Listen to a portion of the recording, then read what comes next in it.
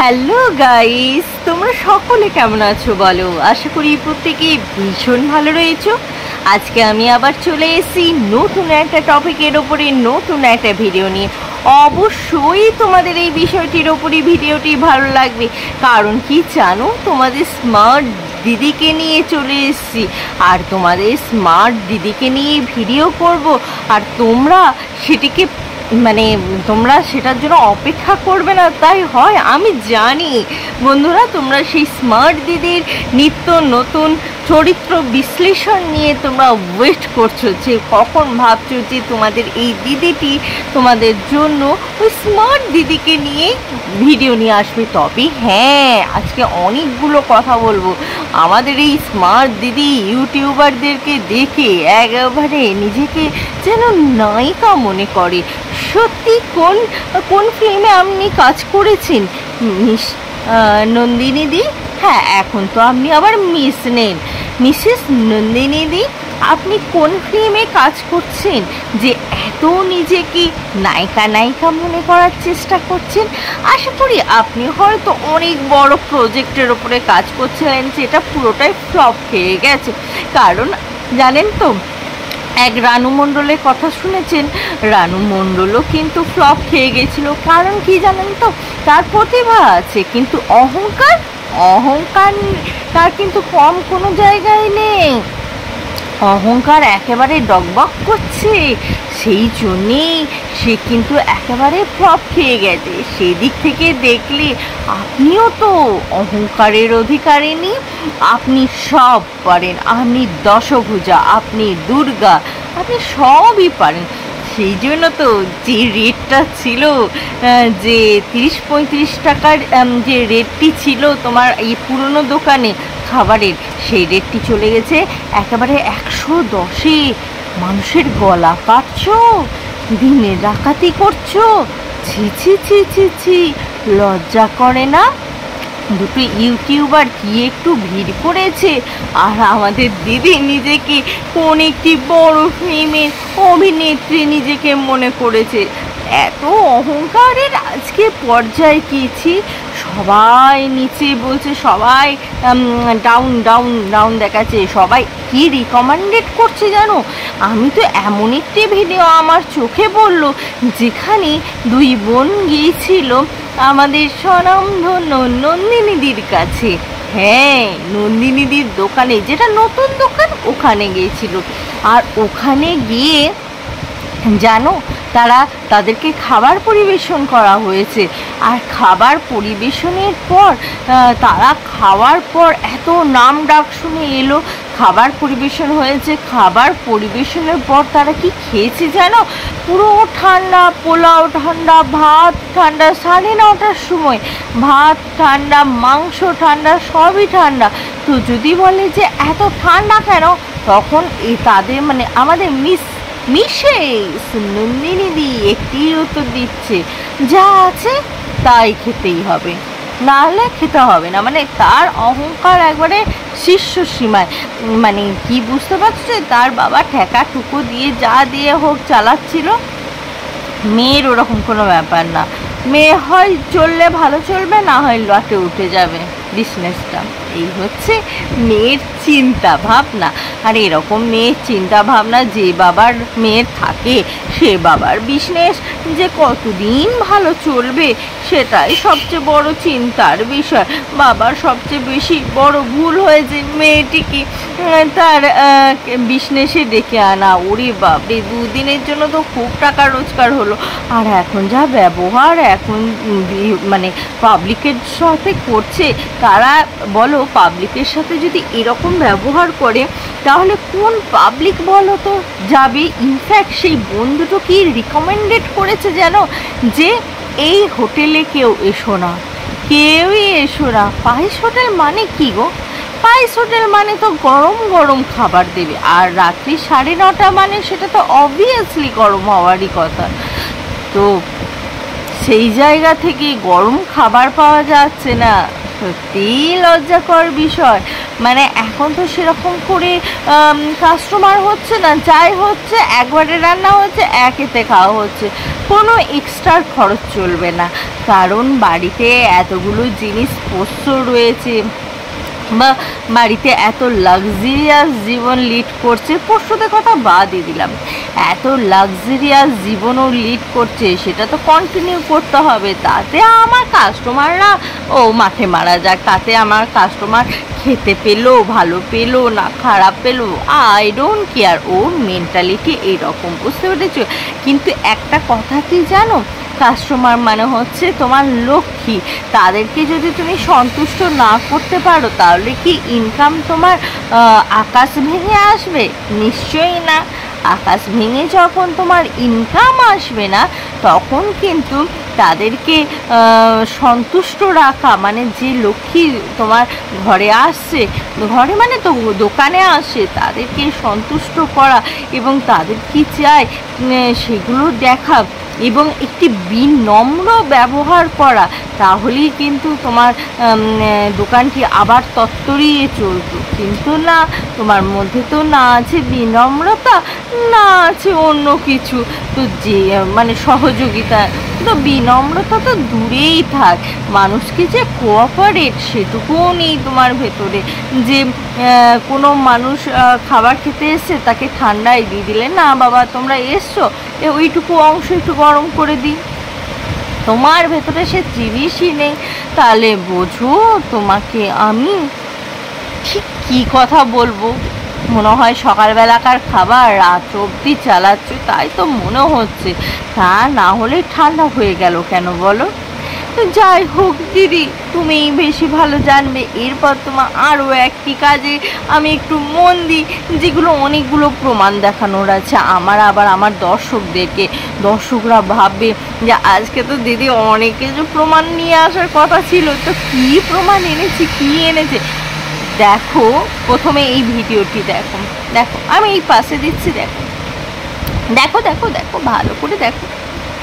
দেখলে স্মার্ট দাদা স্মার্ট দিদিকে গিফট দিচ্ছে ইয়া বড় বড় চকলেট। ভাই ইয়া বড় বড় চকলেট দিয়ে আমাদের স্মার্ট দাদা ভাই দিদিটাকে পটানোর চেষ্টা করেছিল, পটানোর চেষ্টা করেছিল। সেই জন্য স্মার্ট দাদার সাথে কত কি, আরে বাবা ও কি দেখলো, স্মার্ট দিদি কি ভাবলো দেখো। স্মার্ট দিদি ভাবলো যে যদি এই স্মার্ট দাদার সাথে ঘুরে আমার যদি বিজনেসটা ভালো হয়ে যায়, আমার যদি ইউটিউবে চ্যানেলটা ভালো হয়ে যায়, আমার যদি ফলোয়ার্স ইউটিউবারের যে ভিউয়ার্সের সংখ্যা, সাবস্ক্রাইবারের সংখ্যা বেড়ে যাক, এইগুলোই চেয়েছিল বলেই তো দিদি একটু একটু করে স্মার্ট দাদার সাথে টাইম স্পেন্ড করতো।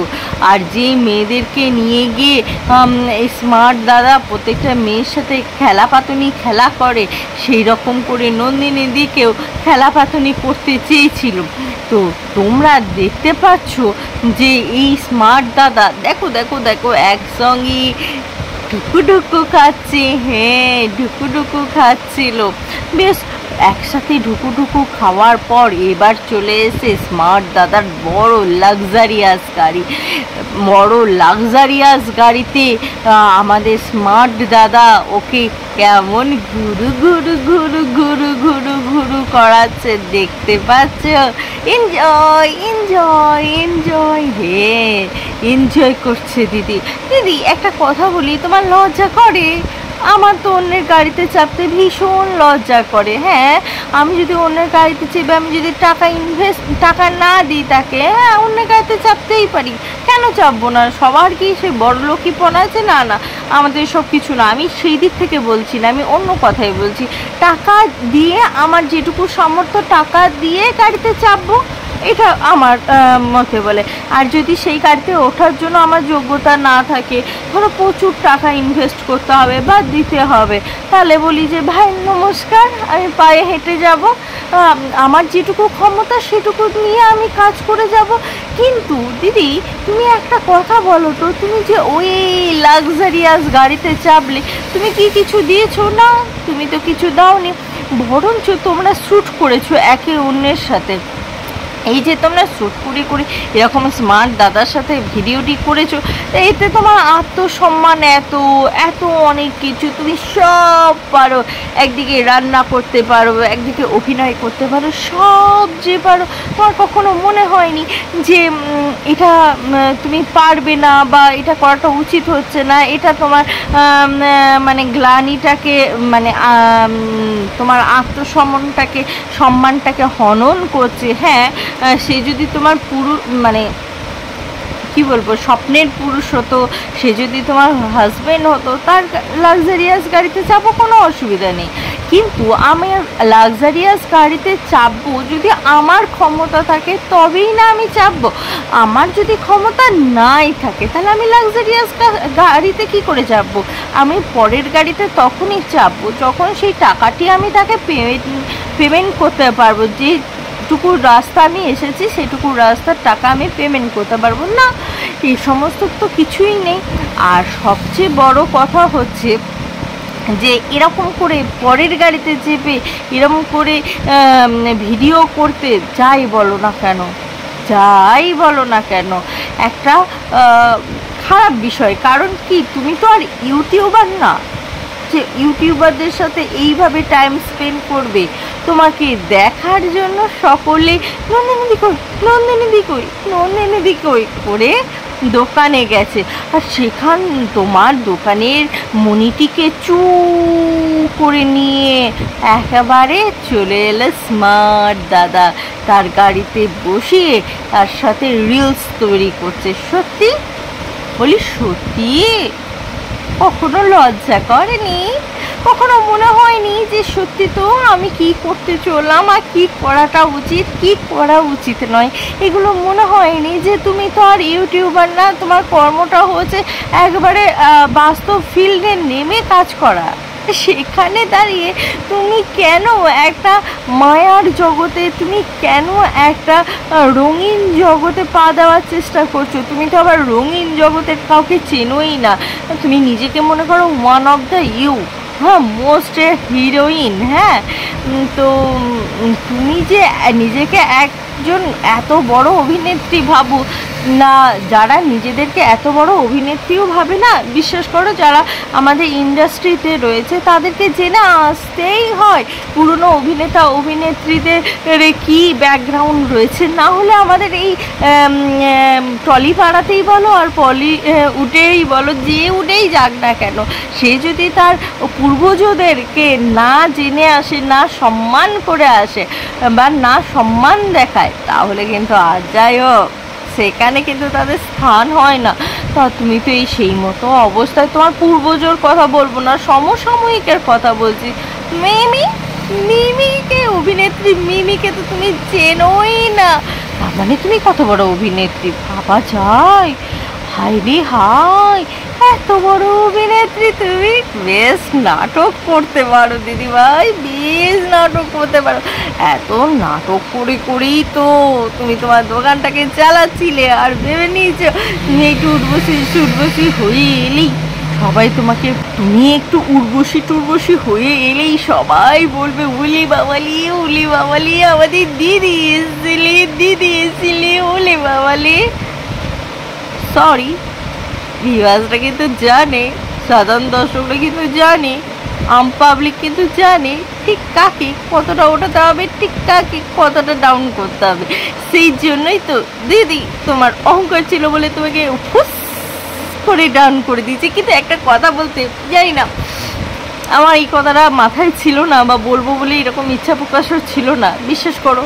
কেন জানি না হঠাৎ করে একটা কথা আমার মাথায় এলো, এই ভিডিও করতে করতে আমার সেই কথাটা খুব বলতে ইচ্ছা করছে। সেটা হচ্ছে, আমাদের দিয়াকে চেনো তো, ম্যাডাম দিয়া? হ্যাঁ, দিয়া মির্জা না, দিয়া না, চেনো তো? ওই খেপি বলে ওকে যা নয় তাই বলে। কিন্তু জানো, মিলিয়নে সাবস্ক্রাইবার, হ্যাঁ গো হ্যাঁ। তাতেও দেখো মেয়েটির অহংকার নাই, জিরো অহংকার। সেই জন্যই তো দেখো না ওর স্থানটিতে বসে রয়েছে। হ্যাঁ, আর যদি ওর স্থানটিতে বসে যদি অহংকার করতাম, তাহলে দিদি আর কিছু হোক আর না হোক ওদেরও অবস্থা তোমাদের মতন হবে।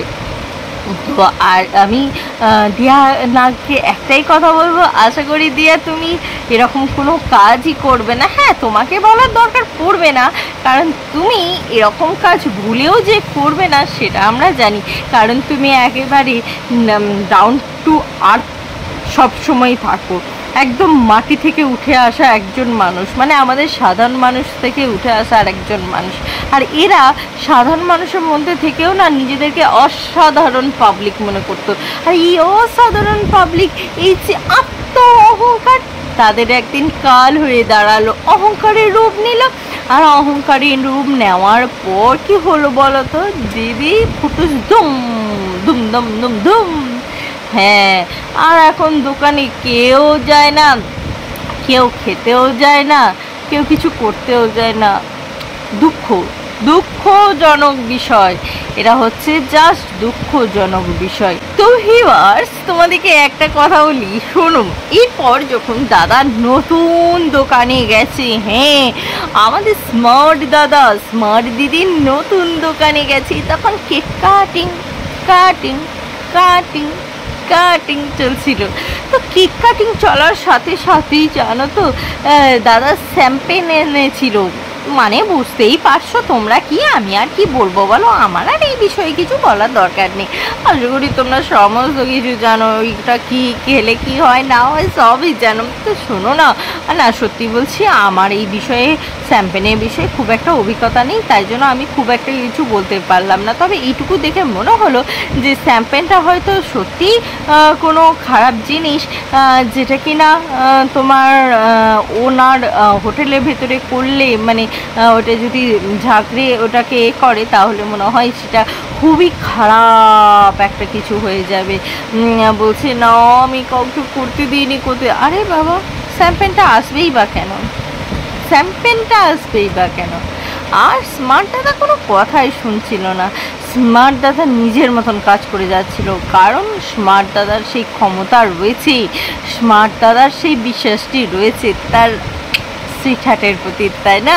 সুইটহার্ট, হ্যাঁ সুইটহার্ট কাকে বলছি নিশ্চয়ই তোমরা বুঝতে পারছো। সেই সুইটহার্টকে একটি কথা বলতে চাই। ও সুইটহার্ট, সুইটহার্ট শোনো না, ও মিসেস ম্যাডাম, শুনুন একটা কথা বলছি। তা সেই শ্যাম্পেন ইউজ করা বা এইগুলো তোমার দোকানের সামনে এরকম ব্যবহারগুলো করা, বিশ্বাস করো আরও 5টা দোকান কিন্তু উদ্বোধন হয়, কিন্তু কোনো দোকানে এইভাবে কিন্তু নাটকীয়তা কখনোই হয় না। এমন কিছু করো না যেটা মানুষ তোমাকে দেখে ভাবে তুমি অসাধারণ কোনো পাবলিকের দুনিয়ায় পৌঁছে গেছো। তুমি যতদিন আমাদের এই সাধারণ মানুষের কাছাকাছি ছিলে, সাধারণ মানুষের হয়েছিলে, ততদিন কিন্তু সাধারণ মানুষ তোমাকে প্রচুর পরিমাণে ভালোবাসা দিয়েছে, প্রচুর পরিমাণে টাকা পয়সা দিয়েছে। আর টাকা পয়সা দিয়েছে, হ্যাঁ কীভাবে দিয়েছে? এই ভিউজের মাধ্যমেই টাকা পয়সা দিয়েছে। আর টাকা পয়সা হয়েছে বলেই কিন্তু তুমি একটি গাড়ি চড়তে পারছো, সেই ক্ষমতাটাও তোমাকে দিয়েছে। আর যদি তোমাকে ভিউয়ার্সরা যদি সেই জায়গাটি না দিত, তাহলে কি তুমি পারতে? আশেপাশে তো আরও অনেক তোমার সহ ক্রিয়েটাররা রয়েছে, সরি ক্রিয়েটাররা বলছি, সহ আর কি কর্মীরা রয়েছে, তারা দেখো তাদের পরিস্থিতিটা দেখো, তাদেরকে কিন্তু সেই নিচে মানে একবারে লেবার শ্রেণী থেকে কাজ করে চলে আসতে হচ্ছে। লেবার শ্রেণী মানে এটাই বলছি যে একদম সাধারণ মানুষেরা যেভাবে একটা হোটেল চালানোর জন্য যে কাজগুলো করে থাকে, সেই কাজগুলো কিন্তু করে যেতে হচ্ছে। এবার তোমরাই বলো যে মানুষের ভেতরে এত আত্ম অহংকার, এত গরিমা, নিজেকে এত কিছু ভেবে নেয়, সেই মানুষটিকে আর যাই হোক না কেন অন্য কোনো মানুষ কিভাবে ভালো বলতে পারে বা ভালো বলা যায়, একটু আমাকে কমেন্ট করে জানাতে পারবে? আমি তো কখনো কাউকে এইভাবে মিথ্যা আরোপে ভালো বলতেই পারি না। আমার ভিতরে তো কেমন মনে হয়, শুধু মনে হয় যে সত্যি মানুষ এত মিথ্যা অহংকার করে করবেটা কি? এই দুদিনের পৃথিবীতে আমরা সকলে অভিনয় করতে এসেছি, আর এই অভিনয়ে এর মধ্যে যদি আরও কেউ বেশি অভিনয় ঢেলে দেয়, তাহলে বলো তো সেই জায়গাটা ঠিক কী পর্যায়ে দাঁড়িয়ে যায়।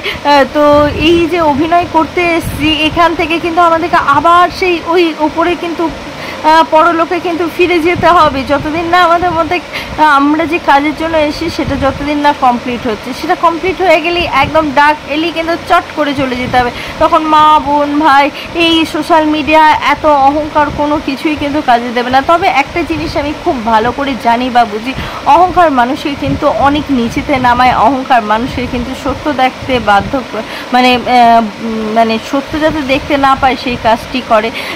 তো যাই হোক না কেন দিদি, তোমারও সদ্বুদ্ধি হোক, তুমি ভালো থাকো, তোমার দৃষ্টিভঙ্গি চেঞ্জ হোক। জানি না তুমি আমার ভিডিওটি দেখবে কিনা, যদি দেখো একটা কথা বলবো, প্রচুর পরিমাণে তোমার ভিতরে যে আত্ম অহংকার রয়েছে সেটাকে নষ্ট করার চেষ্টা করো, এবং পাবলিকদেরকে পেটের জন্যই তো সমস্ত কিছু, মানুষ এত খাটাখাটনি যাই করছে না কেন পেটের জন্যই কিন্তু সবাই সব কিছু করছে। সেই খাবারটুকু যদি খেয়ে শান্তি না পায় তাহলে কিন্তু দিদি আর যাই হোক না কেন, তুমি বলেছিলে না আমার কাছে কোয়ান্টিটি না কোয়ালিটিটা মাস্ট, তা কোয়ালিটি পুরনো দোকানে একদিন ডাল তুমি ফেলে দিয়েছিলে কারণ কোয়ালিটিটি ঠিক হয়নি বলে। কোয়ান্টিটিতে ঠিক হয়েছিল, নট এ কোয়ালিটিতে ঠিক হয়নি। কোয়ালিটিতে ঠিক হয়নি বলে তুমি ডালটি ফেলে দিয়েছিলে, কিন্তু আজ তুমি সাধারণ পাবলিকদেরকে ঠান্ডা খাবার খাওয়াচ্ছ, সত্যি খুব লজ্জাকর। সেম সেম সেম এই সমস্ত ব্যাপারগুলো আমরা যখন দেখি না তখন আমাদের মনে হয় যে ছিছি এরকম এরকম মানুষ হতে পারে। হ্যাঁ, আমরা চারিদিকে তাকালে দেখব নন্দিনীদির মতন আরও অনেক নন্দিনীদি রয়েছে যারা কিনা মানুষের সাথে এরকম ব্যবহার করে। তারা হয়তো আরও অন্য কোনো ফিল্ডে রয়েছে, আবার না কোনো ফিল্ডে নাও থাকতে পারে, এরকম কিন্তু মানুষ রয়েছে। তো যাই হোক না কেন, তাদের সকলের উদ্দেশ্যে একটাই বলবো, যাদের যাদের কাছে ভিডিও পৌঁছাচ্ছে তারা একবার হলেও নিজের দিকে তাকিয়ে ভাববেন যে আপনাদের কোনো আত্ম অহংকার নেই তো। আত্ম অহংকার করে কিন্তু সমাজে চলা যায় না। আত্ম অহংকার করলে মিথ্যা অহংকার, সেগুলো কিচ্ছু না। আত্ম অহংকার করলে আপনার পথে এগিয়ে যেতে পারবেন না। যত আপনি বিনম্র থাকবেন, যত আপনি নিচু হয়ে থাকবেন, ততই কিন্তু সামনের দিকে এগোতে আপনার সুবিধা হবে। তো যে মানে গাছ নিচু হতে পারে না ঝড়ের সময়, সেই গাছ যে গাছ শক্ত হয়ে দাঁড়িয়ে থাকে আঁকড়িয়ে এরকম করে দাঁড়িয়ে থাকে না, সেই কাজ সবার প্রথম কিন্তু উচ্ছেদ হয়ে যায় ঝড়ের মধ্যে। সেক্ষেত্রে সেটা কিন্তু মানুষের ক্ষেত্রেও যোগ্য। তখন ঝড় বিপদ আসবে, তখন যদি সে ডাউন টু আর্থ না হতে পারে, সে যদি বিনম্র না হতে পারে, সে যদি ঝুঁকতে না পারে, তাহলে সে কখনো একটি ভালো জায়গায় আসতে পারবে কখনোই ভেবে না। সেই ঝড়ের মতন কিন্তু যেরকম একটি সোজা হয়ে থাকা গাছ উকড়ে যায়, সেরকম কিন্তু তাকেও কিন্তু সমাজের লোকেরা উগড়ে দেবে, সেই জায়গায় তাকে রাখতে দেবে না। আশা করি ভিউয়ার্স, তোমাদেরকে আমি এই ভিডিওর মাধ্যমে কি বোঝাতে চেয়েছি, কি বলতে চেয়েছি তোমরা নিশ্চয়ই বুঝতে পেরেছো। আর যাদের এই ভিডিওটি ভালো লেগেছে প্রচুর প্রচুর পরিমাণে লাইক করো, শেয়ার করো, সাবস্ক্রাইব করে নেবে আমার চ্যানেলটিকে এই রকম নিত্য নতুন ভিডিও দেখার জন্য। তো বন্ধুরা, আজকের মতন আসি, আবার তোমাদের সাথে দেখা হবে নতুন একটা ভিডিওর সাথে, নতুন একটা জোশের সাথে। ততক্ষণের জন্য টাটা।